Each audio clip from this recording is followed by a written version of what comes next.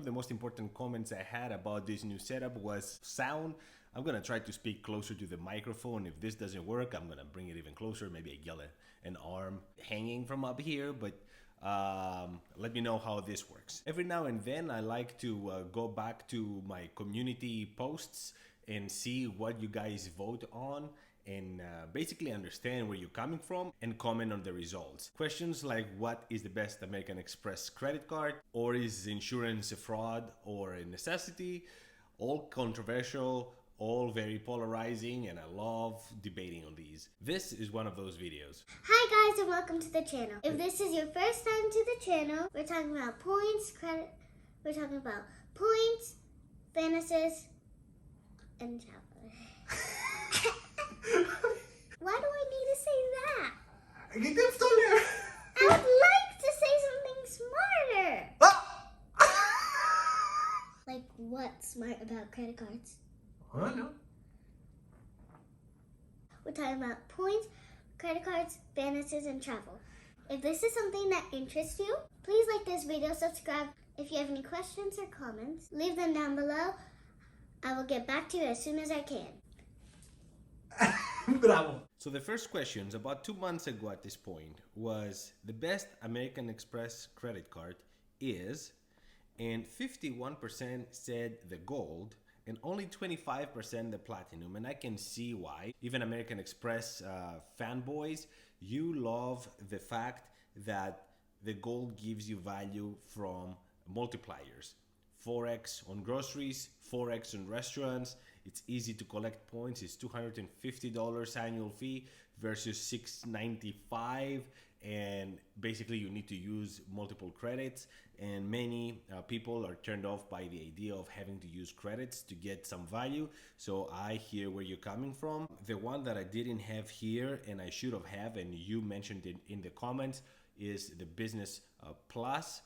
That is a no annual fee, 2x on everything credit card. It collects American Express points, and I think that I should have in this one, but as you see, this is a more premium setup what I have here. But overall, I agree with you. I have the gold and I love it. Are you planning to change your travel habits in 2023? And most of you said yes, just moderate my spending, and not at all, 46%, so basically equal. Yeah, in my case, so far, I'm not planning to change anything. 2023 it looked like at least very early on that it would be a recession year. It looks like it's getting stabilized. I'm not sure if this is a good thing or a bad thing, because if it stabilizes but doesn't go up, that means we're gonna be in a limbo for a longer time. So yeah, I don't know. But so far so good, at least in my case. Let me know what's your case. The best way to book a flight. 79% transfer points to airlines and only 13% through credit card portals. Only 4% third-party booking websites. Okay, guys, I agree in many cases, but I can guarantee you, if you do your research on websites like booking.com or Skyscanner, you will find equal or better deals in many cases. So don't exempt these options just because you can transfer points. Yes, if you travel first class, business class, most likely, especially with American Express, you're gonna get better deals. But don't do your research before you book. That's all I'm saying. I go with whatever I find the best deal. I keep the points for something else or a later time. I'm not using points necessarily for every flight. Something to think about. Most reliable car brand, and 71% said Toyota and 21% Honda. No comments, I agree 100%. Your ideal car is electric, hybrid, or gas powered. 44% still said gas powered. Now, that being said, I know most of you guys are guys and you're around my age, so like around 40, let's say. So yeah, we're a little old school. We like our gasoline engines. Now electric is the future. Electric will have much better reliability than anything else, but at the same time, the electric network is not there yet. You can charge everywhere. You can charge with the speeds that you want. and it's very frustrating. I would be very frustrated to spend close to fifty to $100,000 for a car that can get me properly to where I want to go. So I will wait for now. I am enjoying my V8. Do you think you will be able to afford a true luxury car to $100,000 minimum? Obviously, that's retail price, and no way 54%, absolutely 43%. That's close enough if you ask me. This is what I love about America. People are very optimistic. 3% of you already own one. If you do the same question anywhere else in the world, most likely they will say no way, like 80-90%. But here we are in the US, all optimistic, feeling that we can do things, and that's what I love about this country. I freaking love it. No way 54%, but many of that 54%, well, if you look in the comments, they said, I really don't feel the need for it. I could buy one, I just don't want one. What's the purpose? So it's also mentality. It's not necessarily ability. So something to keep in mind. What annual value are you getting from your credit card setup? Most of you are getting between $1,000 and $3,000. 32%, that's big. Under $1,000. I would say my use case is about 3,000 to 5,000 this past year. The previous years was closer to 5.5. But this year I was like close to 4 if I remember correctly. So I fall in that category, in that 12%. If you make under 1,000, it can mean one of the two things. You don't utilize your credits correctly. You don't utilize your credit cards correctly to get the multipliers and then spend them the way you should.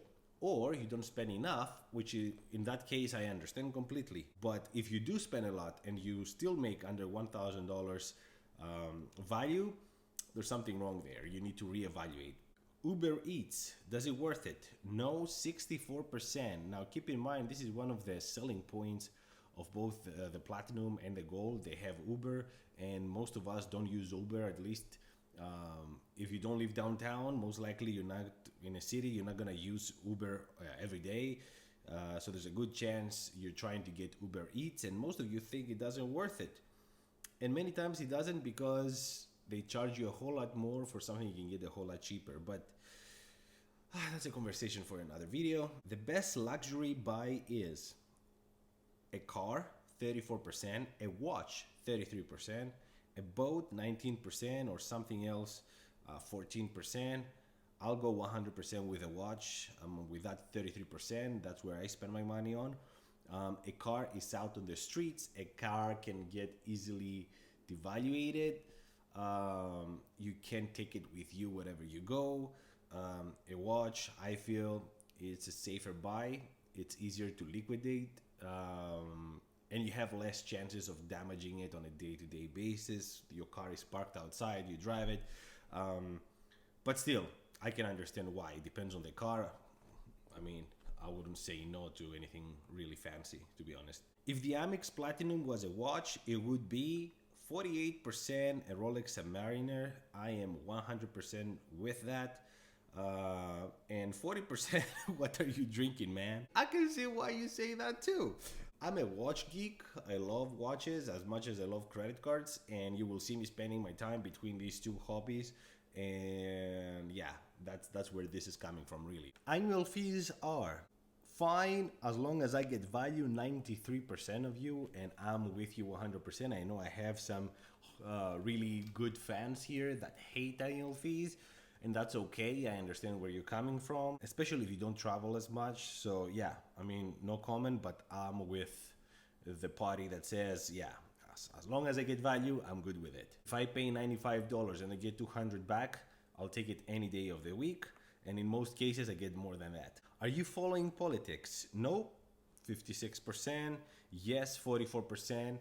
I'm with that 44%. You gotta follow politics, at least to some level. I'm not going crazy about it, but these people are forming our lives, so we don't even realize sometimes, and then all of a sudden we get something new that we were not informed on time, and we get upset about it, and we don't do anything about it, which is the worst thing. So yeah, follow politics just a little bit. Amex Hilton Aspire at $650 annual fee is fine if they give me more credits.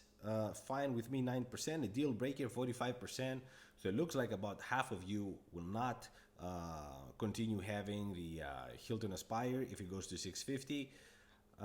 If they give more credits, I would be more than happy to pay $650. To be honest, it's already a great deal as it is. We've done the numbers in the past, and it looks like it's the more solid credit card because not only it gives the same or better value than a Platinum, but you don't even have to use all those crazy credits that are sometimes completely random to justify, like the Walmart Plus is something that you guys comment a lot on the videos. How come a luxury credit card is offering Walmart?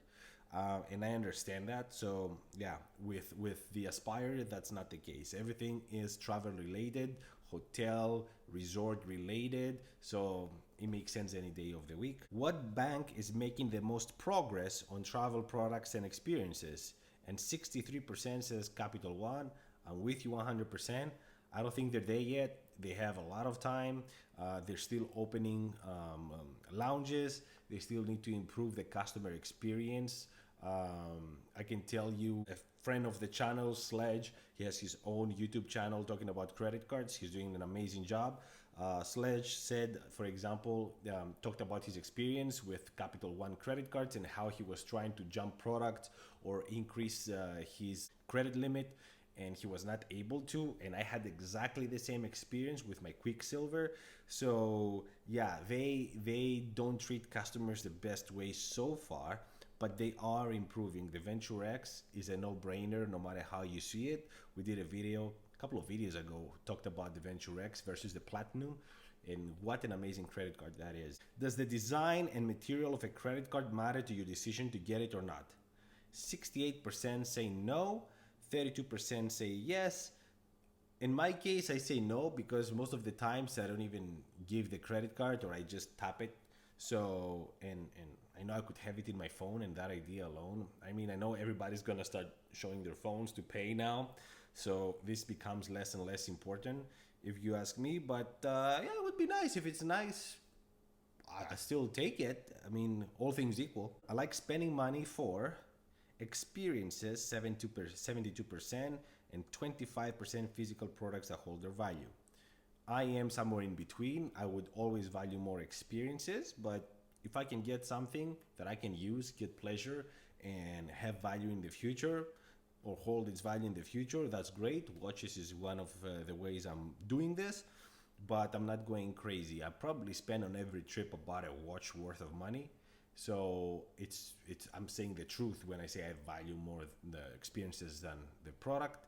But every now and then it's nice to have nice things. I'm sure I can get more value as a traveler with Platinum or Venture X. Platinum gets 57%, 43% with the Venture X. Venture X is a true threat to the Platinum, if you ask me, and the American Express Platinum needs to reconsider their strategy on with these credits, what kind of credits they offer, their annual fees, everything, especially with the watered down experience with the lounges. I much prefer to spend more money and get something more exclusive than, I don't know, trying to get all these credits and try to justify. The Venture X is very straightforward. That's why people love it, and I can see why. When reviewing a credit card with credits like American Express Platinum, it's better to include all credits, 43%, include a portion of them. It's impossible to use them all, 57%, and I agree with that. I did a video last time, and I showed the Platinum specifically, the value that you would get ideally if you were using all the credits, and the value I actually get by using it. It still makes sense. Keep that in mind, guys. It still makes sense for me. So I'm not giving up my Platinum anytime soon, but the actual value versus the potential value, there was a true difference there, about 3%. So something to think about. The most I'm willing to pay annual fees is under $500, 16%. It doesn't matter if I get value, 67%. 67%, it doesn't matter as long as I get value. I'm with you 100%. But before we saw that the Hilton Aspire would be a deal breaker, I saw that before with an American Express question I had. So you're kind of contradicting yourselves here. I have zero problems pay the annual fee as long as I get value. Should we have a live at some point? 64% say yes, 36% say no, and the votes are only 109. So yeah, even though you say yes, only few of you consider to answer this question. So that's fine. I can record the videos like that and continue doing it the way I'm doing it. Is Tesla a luxury brand? Yes, 47%. No, 53%. And from what I have seen, guys, yes, it's loaded with technology. It's a technological marvel. Is it luxury? Depend what you mean luxury. Luxury is technically anything you don't really need. So a car itself, especially in the US, is not a luxury because it's a necessity. You need it. You can function without a car. Now, an expensive car is a luxury. A car that has all these technological features that a Tesla offers is a luxury. But at the same time, other cars are reaching fast. They have the assist drive. They have the smart cruise controls. They are hybrid. They have electric options. And every time I saw a Tesla and I closed the doors and I touched the materials and I saw the panel alignment. Funny enough, the other day I was in a grocery store with my wife. A Tesla Model 3 parks in front of us. My wife says, "Oh my God, I love the Tesla." And I say, "Look at the hood panel. It's not even straight." She's like, "What do you mean?" "It's the angle." I'm like, "Oh no." So we moved. So as you can see, that there's a big gap here and a smaller gap on this side. The whole panel was like twisted a little bit. I don't know. They're not properly assembled is what I'm trying to say.